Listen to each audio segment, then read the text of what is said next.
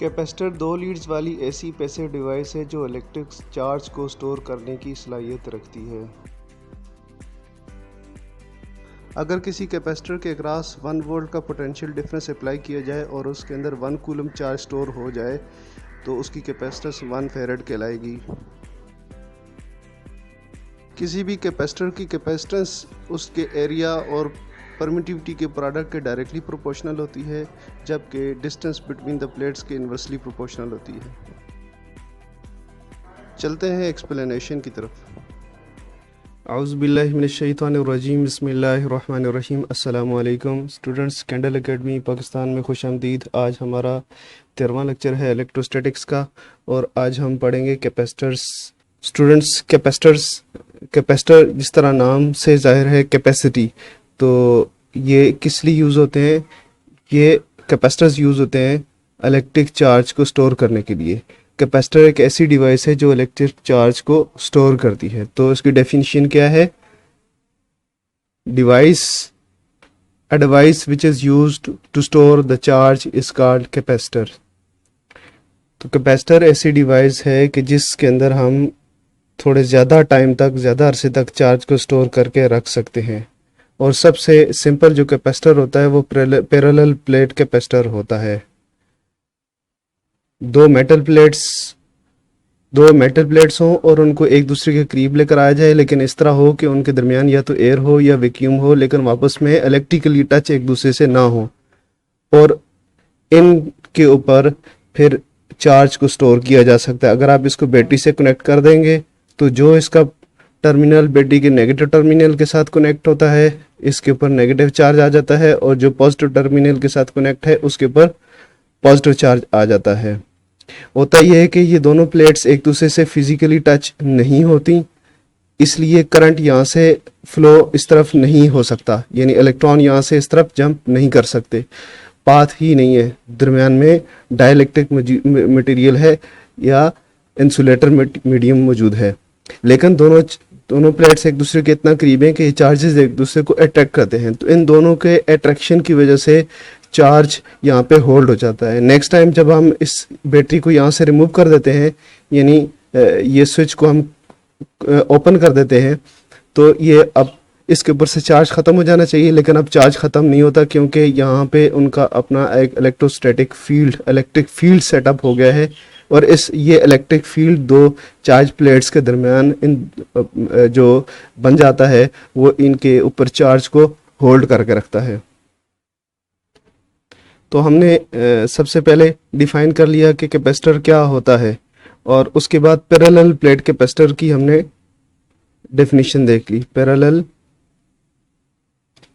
Parallel plate capacitor क्या होता है? दो मेटल प्लेट एक दूसरे के करीब लेकर आए, लेकिन उनके दरमियान एयर हो या वैक्यूम हो, एक दूसरे से टच ना करें, तो ये सिंपल पैरेलल प्लेट कैपेसिटर बन जाता है। और नेक्स्ट हमने charging of parallel plate capacitor देख लिया। तो पैरेलल प्लेट कैपेसिटर कैसे चार्ज होता है,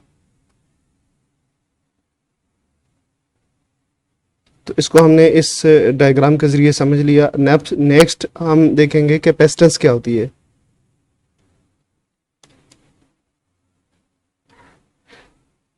कोई भी कैपेसिटर कितना चार्ज स्टोर कर सकता है, ये उसकी कैपेसिटेंस कहलाती है।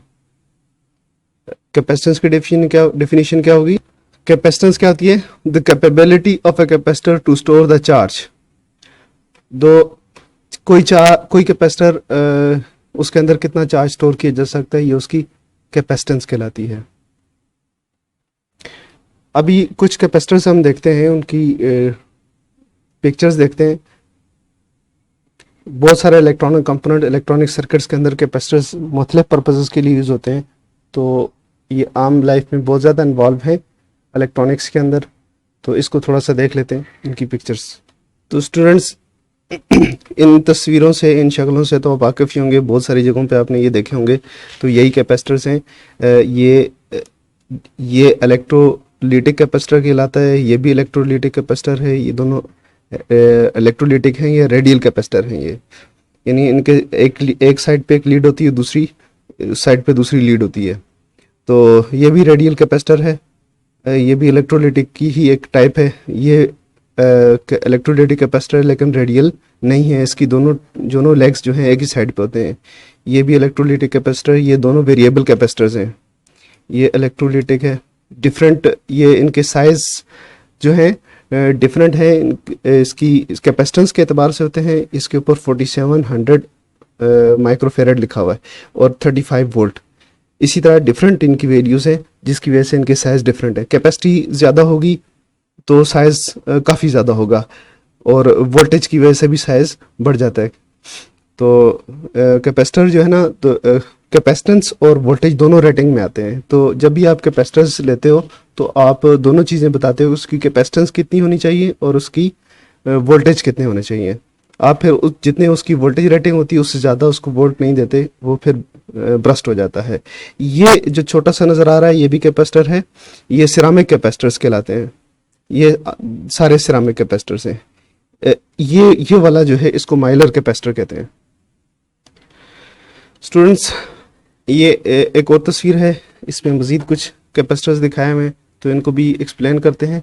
लेकिन ये देख लें, ये वेरिएबल कैपेसिटर के बारे में बता दूं कि वेरिएबल कैपेसिटर ऐसे कैपेसिटर होते हैं कि जिनकी हम कैपेसिटेंस चेंज कर देते हैं और इनकी एप्लीकेशन होती है ट्यूनिंग सर्किट्स के अंदर। जहां हम ट्यून करना चाहते हैं, किसी भी फ्रिक्वेंसी को ट्यून करना चाहते हैं तो ये वहाँ पे इस्तेमाल होते हैं। आगे हम चैप्टर में आगे चैप्टर्स के अंदर मॉड्यूलेशन पढ़ेंगे और फिल्ट्रेशन पढ़ेंगे, ऐसी सर्किट्स पढ़ेंगे तो उसमें हमें इसकी अच्छी तरह से समझ आ जाएगी कि इसके ट्यून करने से हमें क्या फ़ायदा होता है। तो ये इलेक्ट्रोलिटिक कैपेसिटर, ये सारे के सारे इलेक्ट्रोलिटिक ही नज़र आ रहे हैं। लेकिन इनमें फ़र्क ये है कि ये जो कैपेसिटर्स हैं ये तो रेडियल कैपेसिटर है, ये भी रेडियल है, ये इनकी दोनों लेग्स एक ही साइड पे हैं। तो ये थ्रू होल कैपेसिटर्स हैं, यानी इनकी लेग्स जो है सर्किट के अंदर पीसीबी के अंदर आर पार हो जाती हैं और दूसरी साइड से सोल्ड होती हैं। लेकिन ये जो स्पेशल कैपेसिटर्स हैं ये सर्किट के ऊपर सोल्ड हो जाते हैं, ये आर पार नहीं होते, इनकी लेग्स जो है ऊपर ही सोल्ड हो जाती हैं, तो इनको एसएमडी कहते हैं। ये एसएमडी कुछ बड़े टाइप के कैपेसिटर हैं, जब ज़्यादा कैपेसिटेंस चाहिए होती है तो फिर इस तरह से यूज़ होते हैं ये। लेकिन अगर कैपेसिटेंस कम चाहिए हो तो एसएमडीज में इतने स्मॉल साइज के अंदर भी कैपेसिटर आते हैं, बहुत छोटे से मिनिएचर, ये बड़ी मुश्किल से दिखते हैं। लेकिन ये मोबाइल के सर्किट अगर आप खोलें तो आपको इनकी भरमार नज़र आएगी। ठीक है, ये हम डिस्कस कर चुके हैं, ये सिरामिक है।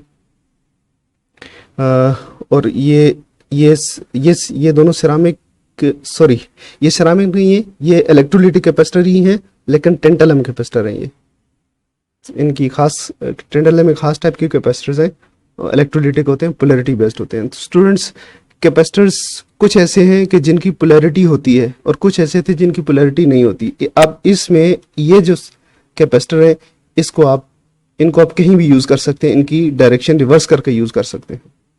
लेकिन जो इलेक्ट्रोलिटिक कैपेसिटर है ये जिनके ऊपर ये बना होता है, ये नेगेटिव साइन बना हुआ था, ये एक पूरा बैंड बना हुआ है, एक पट्टी सी बनी हुई है स्ट्रिप, तो ये पट्टी जो है नेगेटिव साइड को शो करती है। तो हमने सर्किट के अंदर जहाँ इसको लगाना है तो नेगेटिव साइड को ही लगाना है, नेगेटिव साइड पे, और पॉजिटिव को पॉजिटिव साइड पे लगाना है।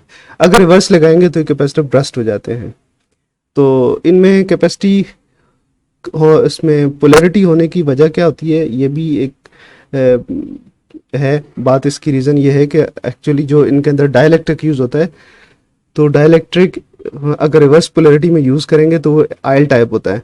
जब रिवर्स पोलैरिटी में हम यूज़ करेंगे तो वो गैसेस में कन्वर्ट हो जाता है, वो रिएक्शन हो जाता है, केमिकल रिएक्शन, जिसकी वजह से एक्सप्लोड कर जाते हैं। तो इनको सही पोलैरिटी में लगाना ज़रूरी होता है।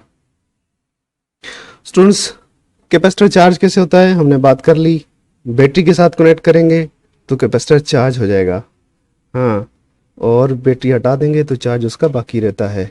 लेकिन बैटरी के साथ कैपेसिटर को डायरेक्टली अटैच नहीं करते, यानी ये कैपेसिटर है तो इसको हम कभी भी ऐसे डायरेक्ट बैटरी के साथ नहीं लगाते।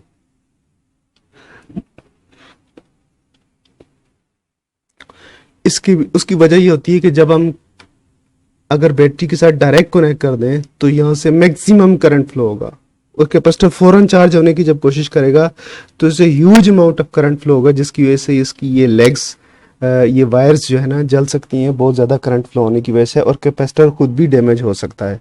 तो कैपेसिटर को जब चार्ज करते हैं तो थ्रू रेजिस्टेंस चार्ज किया जाता है, यानी कोई दरम्यान में हम रेजिस्टेंस लगाएंगे और इस रेजिस्टेंस के थ्रू कैपेसिटर चार्ज होगा। आगे हम नेक्स्ट हमारा टॉपिक आ रहा है आरसी टाइम कांस्टेंट।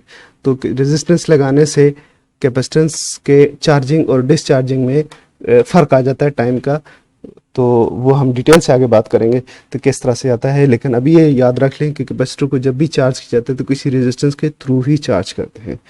दूसरी इंपॉर्टेंट बात कि कैपेसिटर अगर नॉर्मल हो, नॉन पोलर कैपेसिटर हो, यानी उसके कोई लेग्स के अंदर मेंशन नहीं, लेग्स के ऊपर मेंशन नहीं है नेगेटिव पॉजिटिव, तो उसका सिंपल ये सिंबल होगा। अगर इलेक्ट्रोलिटिक कैपेसिटर है, टेंटालम कैपेसिटर है, तो उसके साथ उसका सिंबल यूं होगा सर्किट के अंदर, सर्किट डायग्राम में उसका ये सिंबल होगा, और ये वाली साइड नेगेटिव साइड कुछ होगा थी और ये पॉजिटिव को, तो ये सही पोलैरिटी में लगाना ज़रूरी होता है। दूसरी बात यह है कि ज़्यादातर जो इलेक्ट्रोलिटिक कैपेसिटर्स हैं ये डीसी सर्किट के अंदर यूज़ करते हैं, इनके ऊपर एसी अप्लाई नहीं की जाती, मतलब माइनर सिग्नल अप्लाई किया जाता है, लेकिन एसी यहाँ पे एसी के ज़्यादा वोल्टेजेस हों बहुत ज़्यादा, तो वो यहाँ वहाँ पे नहीं इस्तेमाल करते। रेयर केसेस में है, लेकिन ज़्यादातर नॉन पोलर कैपेसिटर्स यूज़ होते हैं जहाँ पे आपके एसी हो और ज़्यादा वोल्टेजेस डील करते हैं। लेकिन अगर स्मॉल सिग्नल है तो ये कपलिंग कैपेसिटर के तौर पे यूज़ होते हैं, उसमें इसको कोई प्रॉब्लम नहीं है, एज ए कपलिंग या फिल्ट्रेशन के लिए यूज़ हो सकते हैं, तो इट डजेंट मैटर, तो सिग्नल्स के लिए कोई प्रॉब्लम नहीं है। लेकिन जहाँ पे पावर इन्वॉल्व हो तो वहाँ पे इसको यूज़ नहीं करते। अमूमन इलेक्ट्रोलिटिक कैपेसिटर जो है वो ब्रिज रेक्टिफायर के फ़ौरन बाद यूज़ होते हैं ताकि वोल्टेज को स्मूथ किया जा सके। अब ये हमारे आगे सर्किट आएंगे आगे चैप्टर्स में कि ब्रिज कैसे बनता है, सप्लाई कैसे बनती है और उसको स्मूथ कैसे किया जाता है, तो वहाँ पे इसको डिटेल से हम पढ़ेंगे।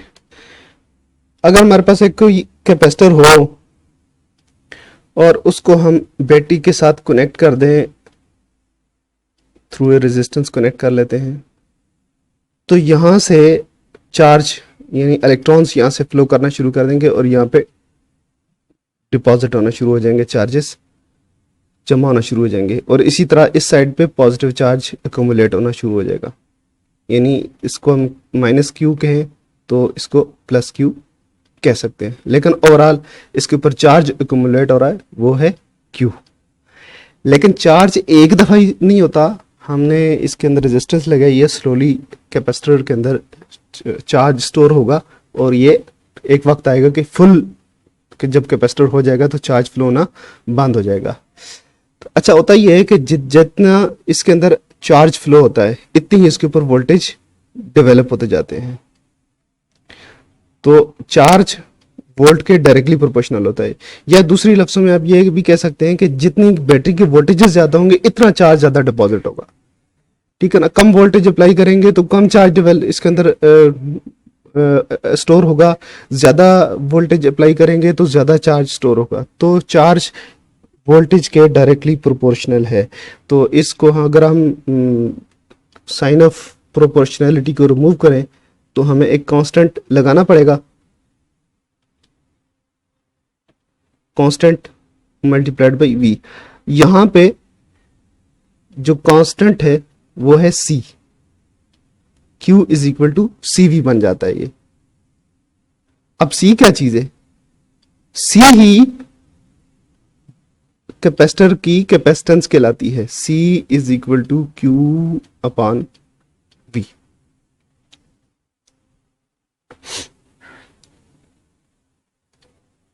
तो C को C क्या कहते हैं? C इज कैपेसिटेंस, तो ये कैपेसिटेंस का सिंबल है। अगर हम अभी हम इसको डिफाइन भी कर सकते हैं और इसके यूनिट हम निकालते हैं कि कैपेसिटेंस के यूनिट क्या होंगे इसी फार्मूले से। यानी अगर 1 कूलम का चार्ज हो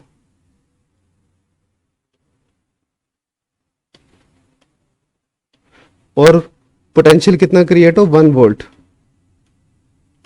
या अगर 1 वोल्ट हम किसी कैपेसिटर के ऊपर 1 वोल्ट अप्लाई करें और उसकी वजह से 1 वोल्ट चार्ज उसके अंदर स्टोर हो जाए, तो ये कैपेसिटेंस उसकी 1 फेरेड कहलाती है, जो कि बहुत बड़ी कैपेसिटेंस है,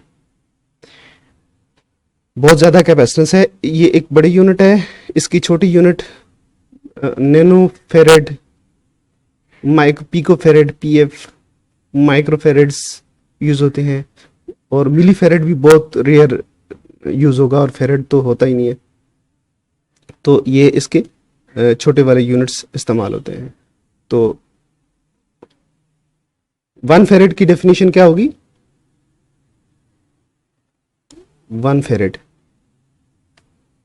अगर हम 1 वोल्ट का पोटेंशियल डिफरेंस अप्लाई करें किसी कैपेसिटर के ऊपर और 1 कूलम ऑफ चार्ज उसके अंदर स्टोर हो जाए, तो ये कैपेसिटर जो होगा उसकी कैपेसिटेंस 1 फेरेड कहलाएगी। If potential difference of 1 volt is applied on a capacitor and 1 coulomb of charge is store in it, the capacitance is called 1 farad. तो ये 1 फेरेड की डेफिनेशन हो। स्टूडेंट्स, हमारे पास यहाँ कैपेसिटेंस का जो फार्मूला है वो है C is equal to Q upon V।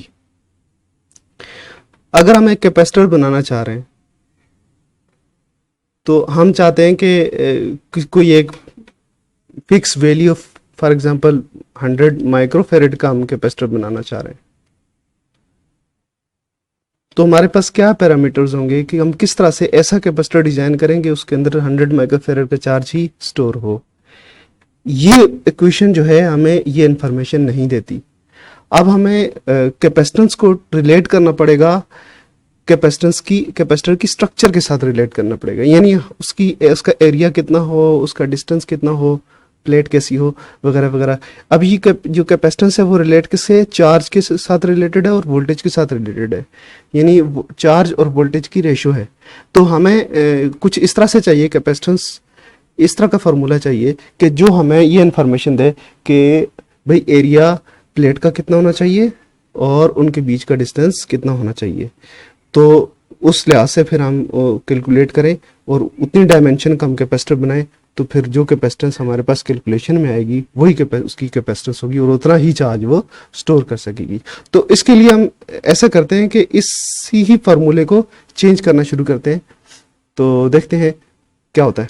तो इसमें दोनों चीज़ें को हम चेंज करेंगे, वोल्टेज को भी हम चेंज करेंगे और कैपेसिटेंस को भी चेंज करेंगे। तो सबसे पहले हम वोल्टेज को चेंज करते हैं। हमें पता है इलेक्ट्रिक फील्ड इंटेंसिटी क्या होती है, electric field intensity potential gradient होता है V/D। तो यहाँ से हमें ये D मिल जाएगा और इलेक्ट्रिक फील्ड इंटेंसिटी हमारे पास आ जाएगी, यानी V किसके बराबर होगा, E/D के। तो E को भी हम यहाँ से चेंज करेंगे। हमारे पास इलेक्ट्रिक फील्ड इंटेंसिटी का formula, electric field intensity between 2 plates sigma upon epsilon not था, सिग्मा अपॉन एप्सिलॉन नॉट। तो ये हम V की वैल्यू अब ये लिखेंगे, V इज इक्वल टू, इसके अंदर हम पुट करेंगे सिग्मा अपॉन एप्सिलॉन नॉट, तो ये हो जाएगा sigma D upon epsilon not. तो हमने इस इक्वेशन में जो वोल्टेज थे उसको हम इस टर्म में ले आए, sigma D upon epsilon not. अब हम Q को भी चेंज करते हैं। चार्ज क्या होता है, सरफेस चार्ज डेंसिटी क्या होती है, Q अपॉन A, यानी चार्ज पर यूनिट एरिया। तो इसके साथ यूं कर दें, चार्ज की वैल्यू आ जाएगी सिग्मा A। अब हमारे पास चार्ज भी तब्दील होकर सिग्मा A की फॉर्म में आ गया और V वोल्टेज भी चेंज होकर sigma D upon epsilon not की फॉर्म में हमारे पास मौजूद है। तो अब ये दोनों इक्वेशंस जो हैं ये उठा के हम पहले वाली इक्वेशन, जिसको हम चले A का नाम ही दे देते हैं, तो इसके अंदर पुट कर देते हैं, इसको भी और इसको भी वापस ऊपर प्लग इन कर देते हैं। यानी C आपके पास था capacitance, C is equal to Q upon V। तो हमने चेंज किया, क्यू की जगह हमने डाल दिया सिग्मा ए, और वी की जगह हम डाल देंगे sigma D upon epsilon not, sigma D upon epsilon not. तो सिग्मा भी यहां से कैंसिल हो गया, तो ये एप्सिलॉन नॉट ऊपर चला जाएगा। तो कैपेसिटेंस आपके पास जो आएगी वो epsilon not a upon D. तो स्टूडेंट्स ये जो फार्मूला है ये आपको कैपेसिटेंस को रिलेट करता है उसकी डायमेंशंस के साथ, डायमेंशन कैपेसिटर की प्लेट्स की डायमेंशन, उसका एरिया, उसका बीच का डिस्टेंस, उसके साथ रिलेट करता है। तो अब ये जो इसका जो आंसर होगा वो फेरेड के अंदर आएगा। तो अभी हमें इससे पता चल सकता है कि कैपेसिटेंस किस किस चीज पे डिपेंड करती है। कैपेसिटेंस डिपेंड्स अपॉन, स्टूडेंट्स इस इक्वेशन से हमें यह पता चलता है कि कैपेसिटर की जो कैपेसिटेंस है वो डिपेंड करती है उसकी प्लेट्स के ऊपर। प्लेट्स का एरिया जितना ज्यादा होगा इतनी ही ज्यादा कैपेसिटेंस होगी,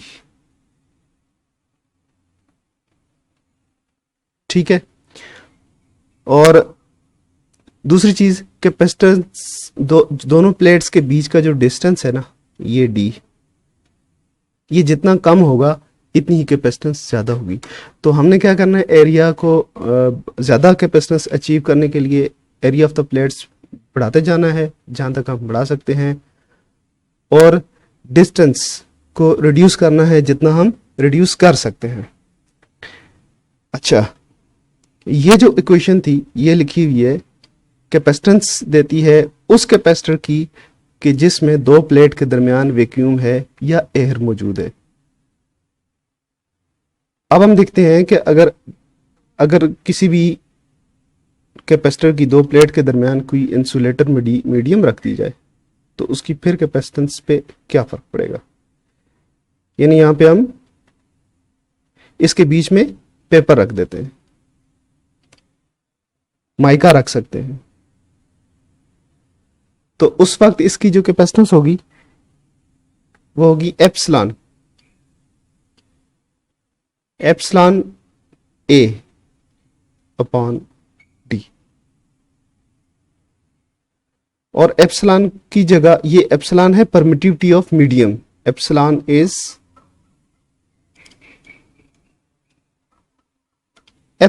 इज परमिटिविटी ऑफ मीडियम।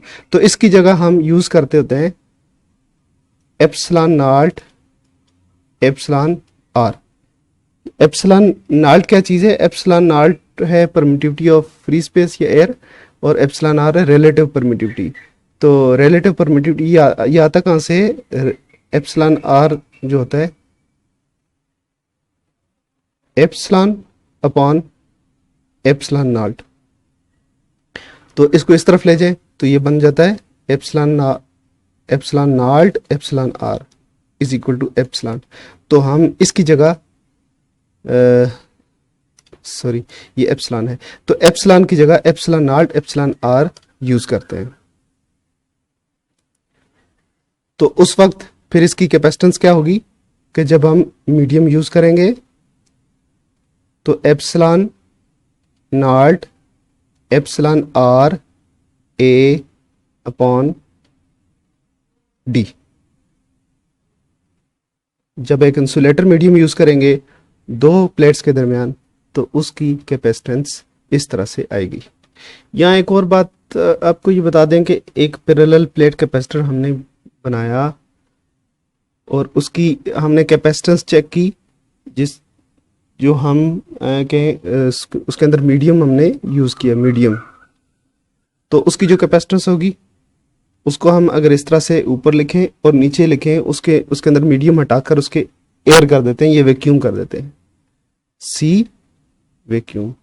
तो इन दोनों कैपेसिटेंसेस डिफरेंट होंगी, इन दोनों की अगर रेशियो लें तो वो एप्सिलॉन आर के इक्वल बनती है।